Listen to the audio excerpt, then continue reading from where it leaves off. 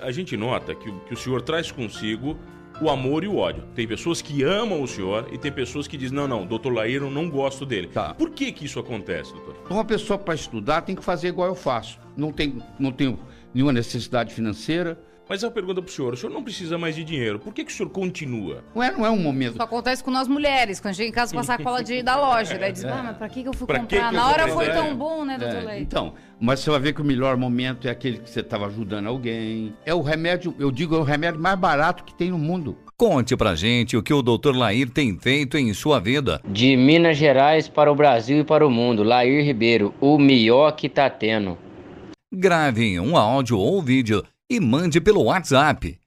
Vamos lá, todo mundo vendo. Todo mundo vendo. Tô no... O melhor que tá tendo. Que honra. Maravilha, prazer conhecer vocês pessoalmente, né? A gente bateu um papo por telefone, né, doutor Lair Ribeiro? Por sinal, foi muito agradável. E tiveram muitas perguntas. O pessoal não entendeu que era gravado. Estamos aqui para respondê-las. O pessoal tentou perguntar achando que era ao vivo, doutor, aquele dia. Então, o meu foco é na saúde, entendeu?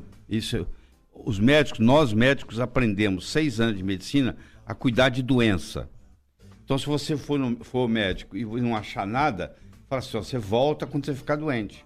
Porque eu só sei tratar de doença. Somos treinados para isso. Eu mudei o meu foco e passei a tratar de saúde. Porque se você cuida da sua saúde, você é um doente a menos no Brasil. Que o Brasil já tem gente doente demais. Ô, doutor, o senhor tinha um foco, né, inicialmente com os livros... O senhor tinha um foco mais do que na autoajuda, do sucesso, uma relação diferente. Como é que foi essas transições? Nós temos que voltar um pouco mais. Eu estava no Peter Ben Brigham, que é o principal hospital acadêmico de Harvard, em Boston, e eu tirei férias e vim ao Brasil. Eu sou de Juiz de Fora. Eu estava andando no calçadão da Rua Alfred e um indivíduo me abordou. Oi, Lair Ribeiro, tudo bem? Tudo bem. Eu fiquei sabendo que você agora mora nos Estados Unidos. Falei, Pois é, eu tenho um cunhado que está com problema cardíaco, você pode vê-lo? Falei, não, eu estou de férias. Quer esse galho para mim? Aí o cara tanto insistiu que eu liguei para um amigo meu, arrumei um consultório emprestado, convidei o cunhado dele. O cunhado chegou, sentou, começou a conversar comigo, falou assim, eu sou de uma cidade aqui de perto, chama Piquiri, tem acho que 10 mil habitantes, e lá só tem um médico, doutor. Falei, tá. Aí eu examinei ele direitinho e tal, fiz a receita. Quando eu acabei de fazer a receita, antes de entregar para ele, ele falou assim, eu gostaria de mostrar um negócio para o senhor. Eu falei, o que é?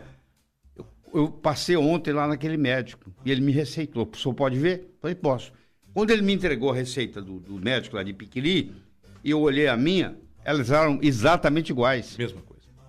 Eu penso, esse cara é o único da cidade, nunca mais deve ter estudado depois que formado. Eu estou no hospital mais sofisticado do mundo, na Universidade de Harvard, e os médicos se igualam no receituário. Continuamos fazendo a mesma coisa? Foi isso que eu falei. Os médicos se igualam no receituário. Foi o primeiro impacto que eu tive. Se todo mundo está fazendo a mesma coisa, não interessa se você está em Harvard ou se você está em Piquiri, deve ter alguma coisa errada. Não é possível. Foi quando eu comecei a ver que existe o outro lado da história. Então eu comecei a me interessar pela área de saúde. Perto do lugar onde eu morava tinha um senhor de uns 90 anos de idade, muito saudável, e ele tinha uma loja de produtos naturais. Eu ia lá, conversava com ele, seu Wade, ele começou a me emprestar livro, eu comecei a ler, eu comecei a descobrir um outro caminho. Só que rapidamente eu descobri que médico não gosta de falar sobre nutrição, porque nós não temos nutrição na faculdade. Nós temos, em 6 anos de faculdade, nós temos 6 horas de nutrição. E assim mesmo é para fazer fórmula pediátrica. Quem não é pediatra não vai aproveitar nada, entendeu? Então o médico sai da faculdade sem saber absolutamente nada de nutrição. Nem o gastro? Nem o gastro. O gastro sabe tratar doença gástrica, tá bom? Se você perguntar para ele qual a dieta melhor para úlcera, ele vai te dar. Ele tá focado na doença só, mais nada. E a alimentação é uma coisa que é antes de você adoecer. O Hipócrates, o pai da medicina, 400 e poucos anos antes de Cristo, dizia assim, que o seu remédio seja o seu alimento e que o seu alimento seja o seu remédio. Se toda doença que você ficar sabendo, por trás da doença, existe um componente de desnutrição. Eu hoje não consigo ver nenhuma doença que não tenha por trás ou uma falta de uma vitamina ou a falta de um mineral. Então, quando você começa a estudar profundamente a nutrição, eu sou nutrólogo também, além de ser cardiologista, o CRM permite você ter 2 especialidades, eu tenho 2 especialidades oficiais, eu sou cardiologista e sou nutrólogo, então eu fiz questão de ir lá estudar para poder dizer aqui, como eu estou dizendo, que eu tenho título. Tem propriedade, né? Porque antes, eu sempre, quando eu comecei a me envolver com nutrição, eu recebi uma crítica dos meus colegas. Pô, esse cara é cardiologista, o que ele tem tá com se metendo aí, pô? Essa área. É assim? Então tá bom. Então vou lá e vou fazer o curso. Pra vocês verem. Doutor, as pessoas... a gente nota que o senhor traz consigo o amor e o ódio. Tem pessoas que amam o senhor e tem pessoas que dizem, não, doutor Lair, eu não gosto dele. Tá. Por que isso acontece, doutor? Eu diria que a maioria gosta. Só não gosta de mim quem nunca leu o meu trabalho. Quem nunca foi numa apresentação minha. Esses não gostam. É aquela história, não li e não gostei. Quer dizer, não sei do que está falando, mas também não gosto. É mais ou menos isso? Entendeu? E isso eu incomodo as pessoas. O conhecimento, nós falamos na vez passada, o conhecimento incomoda profundamente, porque se eu começo uma linguagem médica que o colega não entende, eu incomodo ele. Então isso é natural. Quando você já viu uma pessoa praticar um pioneirismo e não ter resistência?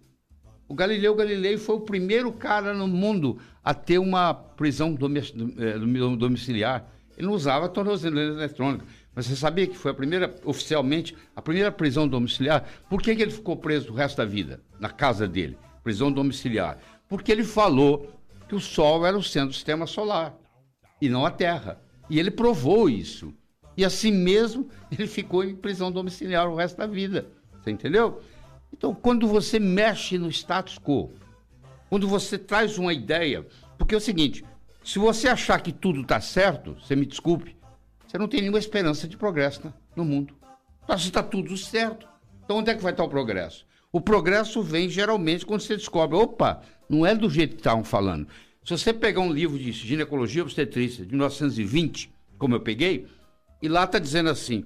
Quando uma mulher grávida se sentir muito ansiosa, ela deve começar a fumar, porque a nicotina acalma. Jesus. Você acredita nisso? Está no livro de 1920. Hoje, uma mulher grávida não pode nem passar perto de alguém que fume. Agora, se você achar que aquele conhecimento lá era o fim do mundo, era aquilo mesmo, nunca teria evoluído. Era todo o conhecimento. Não é porque está no livro que está certo, né, doutor Lair Ribeiro? Exatamente, não é porque está no livro que está certo. Mas das teorias, por exemplo, que o senhor defendia, muitas mudaram? Por exemplo, do que o senhor falava de um tipo de coisa que realmente já mudou, já evoluiu, já aconteceu mudou. muita coisa? Vou te dar um exemplo que mudou. Eu falava assim, você tem que tomar o café da manhã como um rei ou uma rainha, almoçar como um príncipe ou uma princesa e jantar como pobre. Eu falava isso. Hoje, eu acho o seguinte, quem não tem o café da manhã está melhor. Porque hoje veio o conceito que eu me convenci, foi duro porque eu falava o contrário, que eu me convenci que o jejum intermitente é um grande remédio. Aliás, se você olhar na Bíblia, tem mais de 40 citações lá de jejum. Todas as religiões do mundo têm um aspecto de jejuar. Então o jejum é o remédio, eu digo, é o remédio mais barato que tem no mundo. É o jejuar. Eu sei que quem está escutando ainda diz, poxa, o único paladar que eu tenho é comer, a única alegria coisa boa da minha vida. Da minha vida sobrou mais nada, né? Então, você está querendo me tirar isso? Não, eu estou querendo dizer o seguinte, se você janta às 6 da tarde e só vai tomar o café meio-dia do dia seguinte, você ficou 18 horas descansando do seu estômago, descansando do seu pâncreas, porque uma das doenças que mais cresce no Brasil é a diabesidade, que é a combinação da diabetes com a obesidade, que é um dos que mais cresce, tem. E agora, se você faz o jejum intermitente, que tem muita publicação científica sobre o assunto, só que é uma coisa, o brasileiro em geral, mano, o profissional de saúde brasileiro em geral, ele não lê. Essa é a grande verdade. Porque ele trabalha intensamente, eu entendo isso, ele trabalha 14 horas por dia, quando ele chega em casa à noite, se bobear, ele dorme no Jornal Nacional. Assistindo o Jornal Nacional, porque não aguenta, é muito esforço. Então, uma pessoa para estudar tem que fazer igual eu faço. Não tenho nenhuma necessidade financeira, a minha mulher administra tudo que tem que administrar, eu só fico por conta disso. Eu começo às vezes 5 horas da manhã Vou parar Vai estudar o dia inteiro? Vou parar o dia inteiro? todo dia, toda hora. Mas a pergunta pro senhor, o senhor não precisa mais de dinheiro, por que o senhor continua? Porque eu tenho uma missão na vida. Transformar as pessoas de uma forma alegre e poderosa com amor e sabedoria. Isso não tem preço, não é o dinheiro. Se eu perguntar para você assim, claro que a pergunta é retórica, você não precisa responder. Se eu perguntar para você assim, mano, quais são os melhores momentos da sua vida? Você não vai dizer, quando eu comprei um Mercedes novo. Não, Mercedes novo você compra, tira ele da loja, você, eu já me arrependi, perdi 20%. Você entendeu? Não é um momento. Isso acontece com nós mulheres, quando chega em casa com a sacola da loja. Daí diz, mas pra que eu fui comprar? Na hora foi tão bom, né, doutor Leite? Então, mas você vai ver que o melhor momento é aquele que você estava ajudando alguém, que você estava se relacionando com um ente querido. É o que vem na memória, né? É o que está rico ali na memória. É uma vivência. Porque o que adianta você passar por... Eu acho que quando nós morrermos, quando nós transcendermos, quando nós mudarmos o nosso endereço cósmico, quando nós chegarmos lá do outro lado, eles vão dizer para você o seguinte, o quanto que você custou. O senhor é espírita? Qual a nota que você dá de 1 a 10?